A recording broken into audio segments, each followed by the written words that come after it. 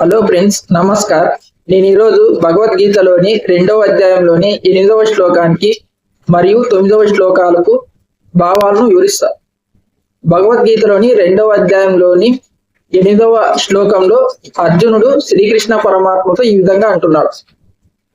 ఈ శోకం అనేది నా ఇంద్రియాలను దహించి వేయుచున్నది. నేను ఈ భూమి మీద సిరి సంపదలతో కూడిన తిరుగులేని సామ్రాజ్యాన్ని పొందినను, చివరికి సురాధిపత్యము పొందినను, నాలోని ఈ శోక దాహాన్ని చల్లార్చుటకు తగిన ఉపాయమును నేను కనుగొనలేకపోతున్నాను అని అర్జునుడు శ్రీకృష్ణ పరమాత్మతో భగవద్గీతలోని 2వ అధ్యాయంలోని 8వ శ్లోకంలో ఈ విధంగా అంటున్నాడు. అర్జునుడు ఈ శ్లోకంలో యుద్ధరంగంలో తన బంధువులను, గురువులను చూసి చాలా బాధపడ్డాడు.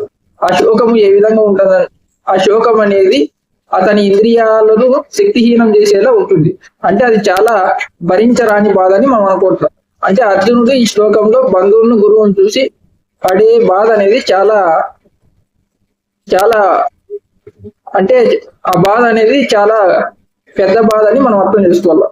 అంటే భరించరాని బాధగా మనం అర్థం చేసుకోవాలి అర్జునుడు పడే బాధ ఈ శ్లోకంలో, బంధువులను, గురువును చూసి యుద్ధరంగం వల్ల అర్జునుడు ఈ విధంగా ఒకవేళ అర్జునుడు ఈ యుద్ధంలో గెలిచినను, ఈ భూమి మీద తిరుగులేని సామ్రాజ్యాన్ని పొందినను, లేక చివరికి సురాధిపత్యము పొందినా కూడా అర్జునులోని ఈ బాధను ఇవేవి రూపుమాపలేవని అర్జునుడు శ్రీకృష్ణ పరమాత్మతో అంటున్నాడు. మళ్ళా అర్జునుడు ఈ విధంగా మామూలుగా మనిషికి అధికారం, సంపద లభిస్తే చాలా సంతోషపడతారు. కానీ ఈ శ్లోకంలో అర్జునుడు ఇవేవి తనలోని బాధను రూపుమాపలేవని శ్రీకృష్ణ పరమాత్మతో అంటున్నాడు. మళ్ళా ఈ శ్లోకంలో అర్జునుడు ఈ విధంగా తన సమస్యకు పరిష్కారం దొరకలేదని భావించి శ్రీకృష్ణ పరమాత్మ ఉపదేశాన్ని ఈ శ్లోకంలో అర్జునుడు కోరుతున్నాడు.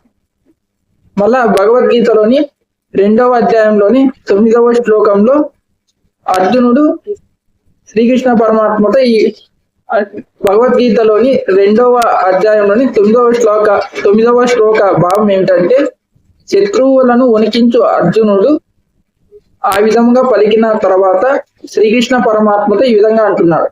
గోవింద, నేనిక యుద్ధం చేయనని శ్రీకృష్ణ పరమాత్మతో ఈ శ్లోకంలో అంటున్నాడు. తర్వాత అర్జునుడు అలా చెప్పిన తర్వాత మౌనం వహిస్తాడు. ఇది ఈ శ్లోక భావం. ఈ శ్లోక భావం వివరముగా ఏమనగా, అర్జునుడు ఇందులో బంధువులను, గురువులను చూసి వారిపై బాణాలు వేయడానికి అతని మనసు అనేది ఒప్పుకోదు. ఈ విధంగా అర్జునుడు తన మనసులోని సంఘర్షణ శ్రీకృష్ణ పరమాత్మతో వ్యక్తపరుస్తూ, గోవింద, నేను యుద్ధం చేయనని శ్రీకృష్ణ పరమాత్మతో చెప్తాడు. ఇది అతనిలోని తీవ్ర మానసిక వేదనలు, పరాకాష్టాన్ని మనం అర్థం చేసుకోవచ్చు. అలా చెప్పిన తర్వాత అర్జునుడు మౌనం అనేది వహిస్తాడు. ఈ విధంగా అర్జునుడు యుద్ధం చేయనని చెప్పడం, తర్వాత మౌనం వహించడం శ్రీకృష్ణ పరమాత్మను ఏ విధంగా బాధించదు. ఎందుకంటే అర్జునుడు సరైన మార్గంలో నడవలేదని శ్రీకృష్ణ పరమాత్మకు తెలుసు. కాబట్టి సరైన మార్గంలో అర్జునుడిని నడిపించడానికి శ్రీకృష్ణ పరమాత్మ సిద్ధపడతాడు. ఈ శ్లోకం తర్వాత అర్జునునికి శ్రీకృష్ణ పరమాత్మ జ్ఞానబోధ చేయడం అనేది మొదలు పెడతాడు. ఈ శ్లోక భావం ఏమిటంటే, శత్రువులను వణికించు అర్జునుడు ఆ విధంగా పలికిన తర్వాత శ్రీకృష్ణ పరమాత్మతో ఈ విధంగా అంటాడు. గోవింద, నేను ఇక యుద్ధం చేయనని శ్రీకృష్ణ పరమాత్మతో చెప్తాడు. అలా చెప్పిన తర్వాత అర్జునుడు మౌనం వహిస్తాడు. ఇది ఈ శ్లోక భావం.